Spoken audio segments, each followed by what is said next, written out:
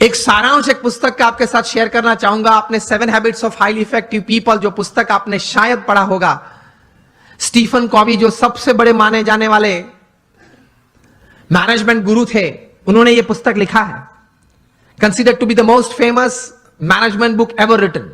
New York Times के best seller में 60 हफ्ते तक ये टॉप पे थी और आज शायद 90% बी स्कूल्स में जहां MBA की डिग्रीज मिलती हैं यूरोप अमेरिका के साथ सब स्कूल्स में यह पुस्तक पढ़ाई जाती है।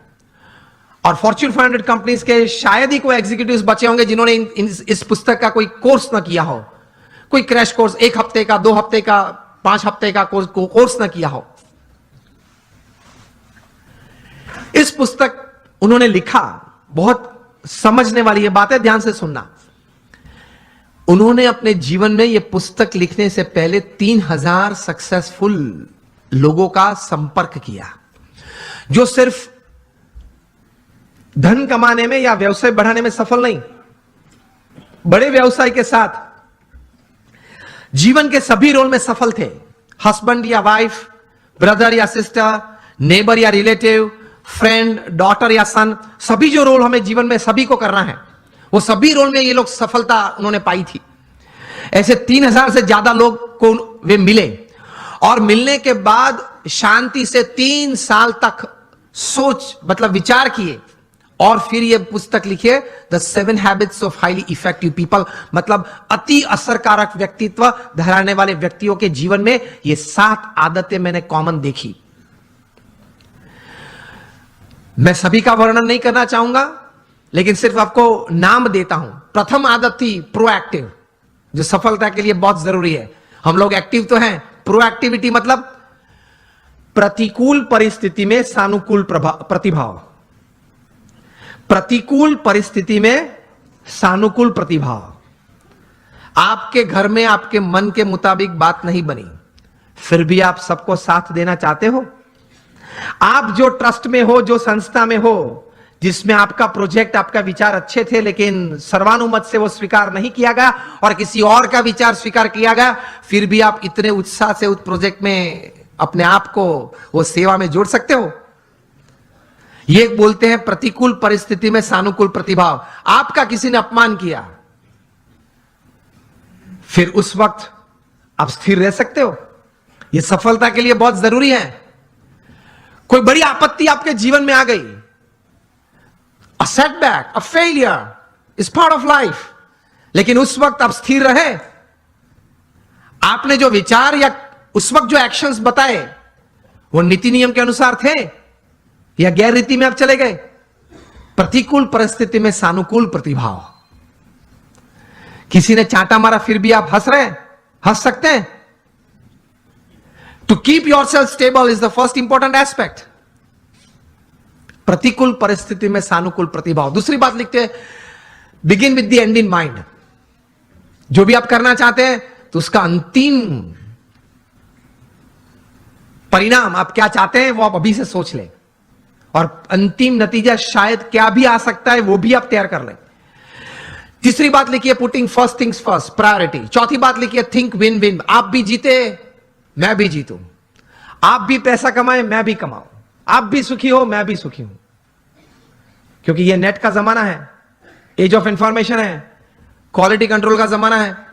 आप किसी व्यक्ति या किसी कलीग के साथ 1 बार 2 बार चीटिंग कर पाओगे, तीसरी और चौथी बार नहीं। यस और नो? Think win win. मैं जिसके साथ धंधा करता हूं वो भी जीते, मैं भी जीतूं।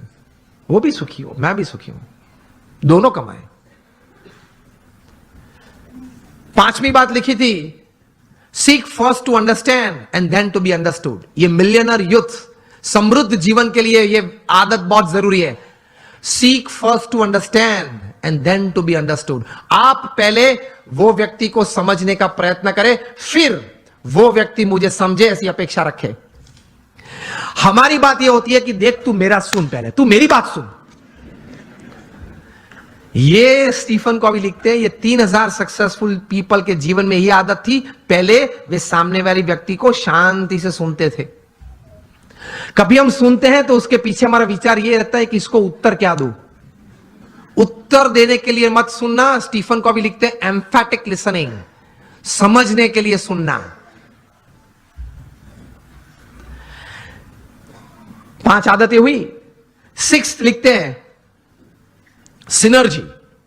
एनर्जी तो हम सब समझते हैं, मतलब आगे ऐसा लगता है। सिनर्जी मतलब 2 या 2 से ज्यादा व्यक्ति जब साथ में आते हैं, कुछ काम करने का निर्णय लेते हैं, काम करना शुरू करते हैं, मतभेद हो जाते हैं, कभी मनभेद भी हो जाते हैं, फिर भी साथ रहने का निश्चय करते हैं, साथ रहते हैं और चर्चा करते हैं, कॉमन मिनिमम प्रोग्राम डिसाइड करते हैं, कॉमन मिनिमम प्रोग्राम के लिए अपनी एनर्जी रिसोर्सेज अंदर डालते हैं, एक परिणाम पैदा करते हैं और परिणाम का आनंद लेते हैं, उसी आनंद में दूसरा काम करने का तैयार करते हैं, उसको सिनर्जी बोलते हैं।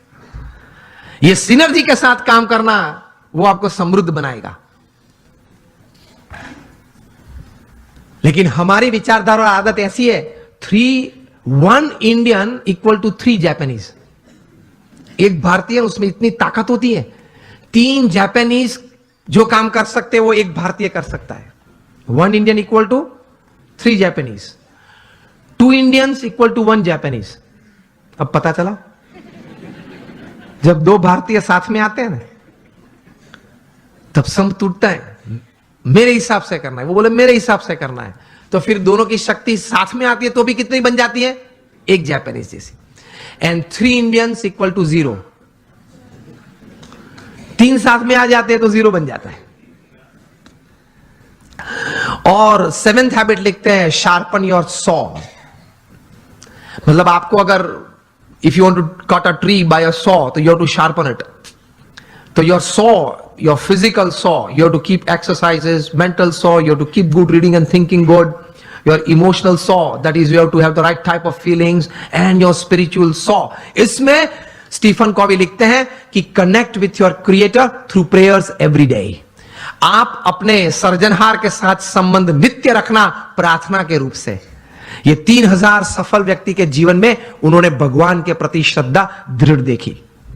ये सफलता का बहुत बड़ा कारण है, क्योंकि जीवन में ऐसे प्रसंग बनेंगे जब आपके मोबाइल में 500 नंबर होंगे, किसको फोन करूं वो प्रश्न आ जाएगा।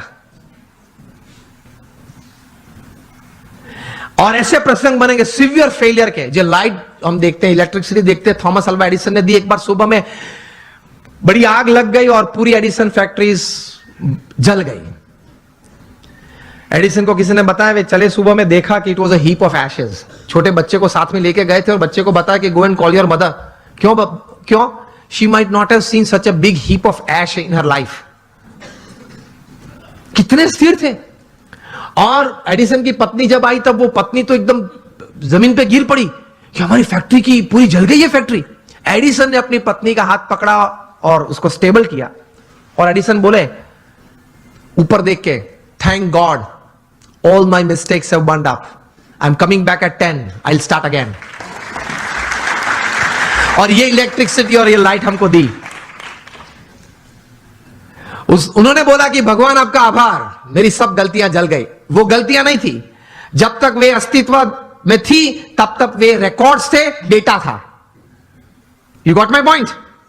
जब तक वो पेपर्स थे, जब तक फैक्ट्री जल नहीं गई थी, लेबोरेटरी थी, तब तक वो सब क्या था? रिकॉर्ड्स और डेटा था। एक बार जल गई, यहां अभिगम बदल दिया, गलतियां थी, जल गई, I will start afresh. He did it and he give this. ये कहां से इतना बल आता है इस परिस्थिति में?